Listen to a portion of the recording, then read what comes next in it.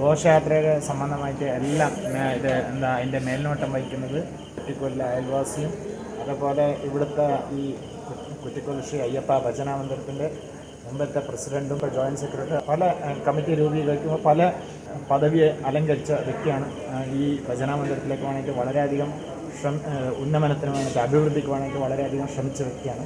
അപ്പോൾ അദ്ദേഹത്തോട് നമുക്ക് ഇന്ന് ഇപ്പോൾ രാത്രി നടക്കാനിരിക്കുന്ന ഘോഷയാത്രയെ കുറിച്ചിട്ട് എന്തെല്ലാം സജ്ജീകരണങ്ങൾ നടത്തിയിട്ടുണ്ട്, എന്തെല്ലാം തയ്യാറെടുപ്പുകൾ എന്നുള്ളത് അദ്ദേഹത്തോട് നമുക്ക് ചോദിച്ച് മനസ്സിലാക്കാം.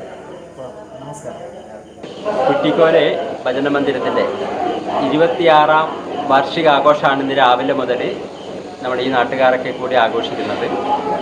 നമ്മുടെ ഭജന മന്ദിരം നിലവിൽ വന്നിട്ട് 26 വർഷം കഴിഞ്ഞിരിക്കുന്നു. അപ്പോൾ രാവിലെ 4 മണിക്ക് തുടങ്ങിയ ഗണപതി ഹോമത്തോടു കൂടിയാണ് ഈ നമ്മുടെ ആഘോഷം ആരംഭിച്ചത്.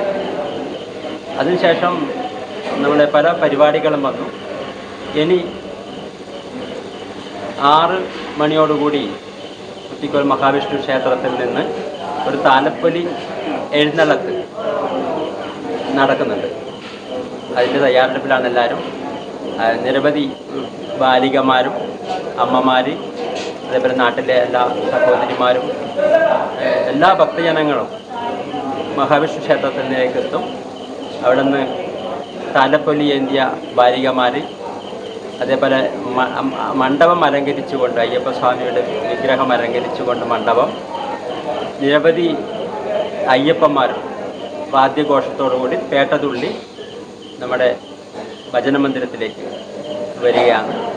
അപ്പോൾ ഏകദേശം 9 മണിയോടുകൂടിയാണ് നമ്മൾ ഭജന മന്ദിരത്തിലേക്ക് എത്തുന്നത്. അപ്പോൾ അത് ഭക്തി നിർഭരമായൊരു പരിപാടിയായിട്ട് മാറ്റാൻ ഞങ്ങൾ പരിശ്രമിക്കുന്നുണ്ട്. അത് വളരെ നല്ലൊരു ആഘോഷമായി മാറുമെന്ന് ഞങ്ങൾക്ക് പൂർണ്ണ വിശ്വാസമുണ്ട്. ഭജന മന്ദിരത്തിലേക്ക് എത്തിയ ശേഷം ഭജനയാണ്. ഭജനയ്ക്ക് ശേഷം പ്രസാദ വിതരണത്തോടു കൂടിയാണ് നമ്മുടെ ഇന്നത്തെ ഈ ആഘോഷം അവസാനിക്കുന്നത്. നാളെ എന്തെങ്കിലും പ്രോഗ്രാംസ് എന്തെങ്കിലും ഇതിൻ്റെ ഭാഗമായിട്ട്, പ്രതിഷ്ഠാ ദിനത്തിൻ്റെ ഭാഗമായിട്ട് നമ്മളെ 10-11 ഇന്നും നാളെയായിട്ടാണ് ആഘോഷിക്കുന്നത്. അതായത് നാളെ നമ്മുടെ ഭജന മന്ദിരത്തിൻ്റെ തൊട്ടടുത്ത് ഒരു വീരൻ വില്ലാരൻ തെയ്യമുണ്ട്. ആ തെയ്യത്തിന് 3 വർഷത്തിലൊരിക്കൽ തെയ്യം കെട്ടിയാടിക്കും. ഇപ്രാവശ്യം നമ്മളതിന് കലശം കൊടുക്കുന്നൊരു ചടങ്ങ് മാത്രമേ ഉള്ളൂ. അപ്പോൾ ബാക്കിയില്ല, തെയ്യം കെട്ടിയാടിക്കാത്ത സമയത്ത് കലശം കൊടുക്കും. അത് നാളെ 10 മണിക്ക് ആ ദേവസ്ഥാനത്ത് വെച്ച് നടക്കും. അതിന് നിരവധി ഭക്തന്മാർ പങ്കെടുക്കുന്നതായിരിക്കും. ആ കലശം കൊടുക്കുന്ന കാര്യം ആരാണ് അതിൻ്റെ കർമ്മികൾ? നമ്മളെ തെയ്യം കെട്ടുന്ന അതിൻ്റെ കർമ്മികളുണ്ട്. ആ കർമ്മികൾക്കാണ് അതിൻ്റെ ഉത്തരവാദിത്വം. അതായത് ഭജന മന്ദിരത്തിൻ്റെ കമ്മിറ്റിയുടെ മേൽനോട്ടത്തിലാണ് അത് നടക്കുന്നത്. ഭജന മന്ദിരത്തിൻ്റെ കമ്മിറ്റിയുടെ മേൽനോട്ടത്തിലാണ് ആ കലശം കൊടുക്കൽ ചടങ്ങ് നടക്കുന്നത്. 3 കൊല്ലത്തിനൊരിക്കൽ കോലനേമം കെട്ടിയാടിക്കും. പിന്നെ ബാക്കിയെല്ലാം കൊല്ലം 2 കൊല്ലം കലശം. 2 കൊല്ലം കലശം മാത്രം കൊടുക്കും. അത് വളരെ ഒരു ശക്തിയുള്ളൊരു തെയ്യം ആയിട്ടാണ് നമ്മളെല്ലാവരും കാണുന്നത്. നമ്മൾ ഭക്തിനിർഭരമായി നമ്മൾ 3 വർഷത്തിലൊരിക്കൽ കെട്ടിയാടിക്കാറുണ്ട്.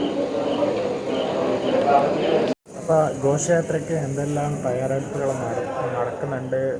നടത്തി എന്നുള്ളതും, അതുപോലെ മറ്റുള്ള ഘോഷയാത്ര കഴിഞ്ഞ ശേഷം മന്ദിരത്തിൽ എന്തൊക്കെയാണ് നടക്കുന്നത്, അതുപോലെ നാളെ എന്താണ് ചടങ്ങ്, മന്ദിരവകം ഇവിടെ തെയ്യസ്ഥാനത്തിൽ നടക്കുന്നത് എന്നുള്ളതിനെല്ലാം കുറിച്ചിട്ട് നമുക്ക് വിശദമായിട്ട് പറഞ്ഞു തന്ന ഇവിടുത്തെ ജോയിൻറ്റ് സെക്രട്ടറി, മുമ്പത്തെ പ്രസിഡൻറ്റും ആയ രാജൻ, അദ്ദേഹത്തിന് ഞങ്ങളെല്ലാവരുടെ പരമായിട്ടും വ്യക്തിപരമായിട്ട് എൻ്റെ പേരിൽ നന്ദി രേഖപ്പെടുത്തുന്നു. നമസ്കാരം.